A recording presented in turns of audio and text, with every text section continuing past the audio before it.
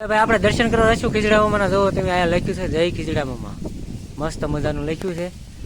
અને આ વડલો છે ને તેમની નીચે મામાદેવનું મંદિર છે.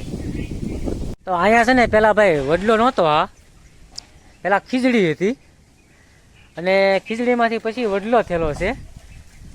અને એના ઘણા 70-80 વર્ષ થઈ ગયા છે. અને અત્યારે તો છે ને ભાઈ વડલો બહુ વિશાળ જગ્યામાં છે, બહુ મોટો.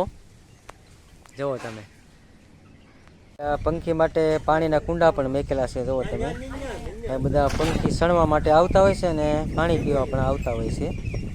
જુઓ તમે, કિસકોલી પણ અત્યારે. એકવાર નવા વિડીયોમાં તમારા બધાનું દિલથી સ્વાગત છે.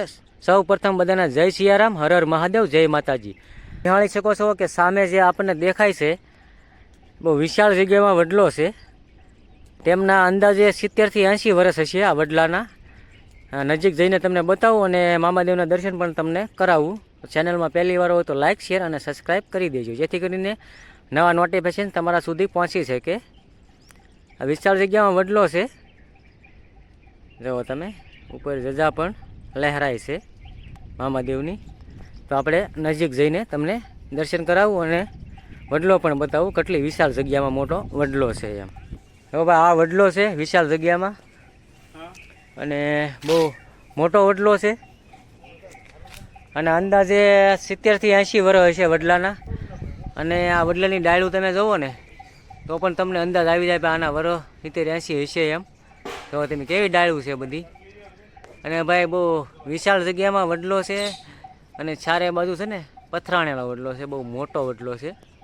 એની ડાળું ખાલી જુઓ ને તો તમને પણ અંદાજ આવી જાય. જો તમે બથમાં ન આવે, 6-7 જણા થયા હોય ને તો પણ અવડો મોટો વડલો છે વિશાળ જગ્યામાં. ડાળું જુઓ ખાલી તમે. અને અહીંયા પંખી પણ ભાઈ બહુ વડલા ઉપર આવતા હોય છે. અને અહીંયા ગુરુવારે ભાવિક ભક્તો દર્શન માટે પણ આવતા હોય છે. જુઓ તમે, અને ડાળું જુઓ તમે કેવી છે. આ સામે સુધી છે ને ડાળ ગયેલી છે અહીંથી. અહીંયા છે ને પેલા બધા રમવા પણ આવતા, નાના હતા ને ત્યારે બધા છોકરા. ઘણા વર્ષો પહેલાંની ભાઈ આ વાત છે. આ બધા કહે છે, આપણે તો સાંભળતું પણ ના હોય કે આના કેટલા વર્ષ હશે, પણ અંદાજે એટલા વર્ષ હશે, 70-80 વર્ષ. જુઓ તમે ડાળું જુઓ. અને અહીંયા નીચે છે ને મામાદેવનું સાનિધ્ય છે, જ્યાં ભાવિક ભક્તો દર્શન માટે આવતા હોય છે. ગુરુવારે વધારે હોય અને આડા દિવસે પણ આવતા હોય છે. અને અહીંયા બધાની મનોકામના પૂરી થતી હોય છે. જે કાંઈ આપણી મનોકામના હોય એ બધા દર્શન માટે આવતા હોય, એમને મનોકામના બધાની પૂરી થતી હોય છે. જુઓ તમે, આવો વડલો તમે ક્યાંય જોયો નહીં હોય ભાઈ. આવડો વડલો છે આ વિશાળ જગ્યામાં. એની ખાલી ડાળું જુઓ ને ત્યાં આપણે એકલ કામ કરતી બંધ થઈ જાય. જુઓ તમે કેવી ડાળું છે બધી.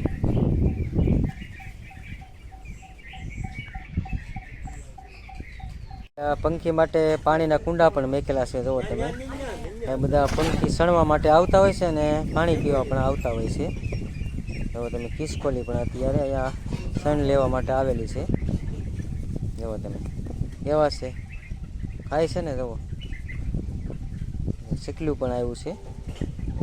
આ રીતનું છે ભાઈ બધું. અહીંયા મસ્ત જગ્યા છે. તો અહીંયા છે ને પેલા ભાઈ વડલો નહોતો, આ પેલા ખીજડી હતી અને ખીજડીમાંથી પછી વડલો થયેલો છે. અને એના ઘણા 70-80 વર્ષ થઈ ગયા છે. અને અત્યારે તો છે ને ભાઈ વડલો બહુ વિશાળ જગ્યામાં છે, બહુ મોટો. જુઓ તમે, આ એનું ખાલી થડ જુઓ, મૂળિયા તમે જુઓ ને થડના, તો પણ તમારી અકલ કામ કરશે નહીં. જુઓ તમે, બહુ મોટો છે વડલો. અને આ તેમની ડાળું પણ જુઓ, તમને એ પણ બતાવી દઉં કેવી છે એમ. અને બહુ મોટો છે, બહુ વિશાળ જગ્યામાં પથરાણેલો છે વડલો. આ રીતના એના મૂળ છે. અને વળવાયું પણ બધી એવી છે. તો નીચે છેઠ અડી ગયેલી. અને આ ખેતરમાં અડી ગયા વળવાયું. અહીંયા લગન તો એની લંબાઈ છે વડલાની. જુઓ કેટલી લંબાઈ છે. અને અહીંયા પણ જો પેલા એક આ ડાળ હોય ને એવું લાગે છે. આ ડાળ છે કે નહીં, આ ડાળ આખી આમ નમેલી છે. પેલા આટલી બધી નહોતી, પણ જુઓ હવે અહીંયા લગન ઠેઠ સામે લગન ગેલી છે આ ડાળ અને આ રીતનો વડલો છે ભાઈ. અહીંયા ડાળ જો હું તમને બતાવું આ કેવી ડાળ છે જુઓ તમે.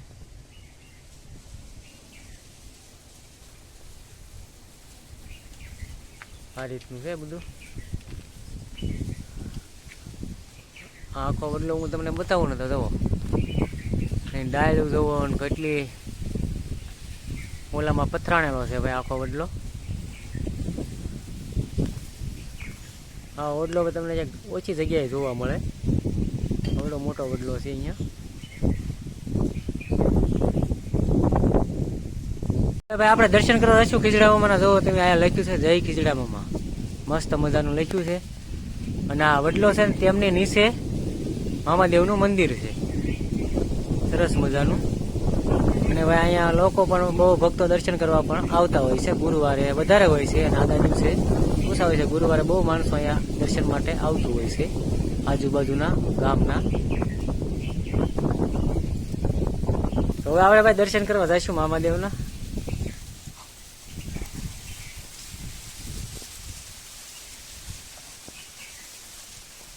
તમે આ મામાદેવનું સાનિધ્ય છે. તો આપણે મામાદેવનું સાનિધ્ય 4 ગામના સીમાડે આવેલું છે. જય મામાદેવ. તો આપ સૌ સાથે મળીને દર્શન કરી લઈએ આપણે મામાદેવના. ચેનલમાં પહેલી વાર હોય તો સબસ્ક્રાઈબ કરો. બસ આજના વિડીયોમાં એટલું જ તે. નવા દિવસ સાથે નવા વિડીયોમાં મળશું. ત્યાં સુધી હસતા રહો ને હસાવતા રહો ને હંમેશા ખુશ રહો. જય મામાદેવ.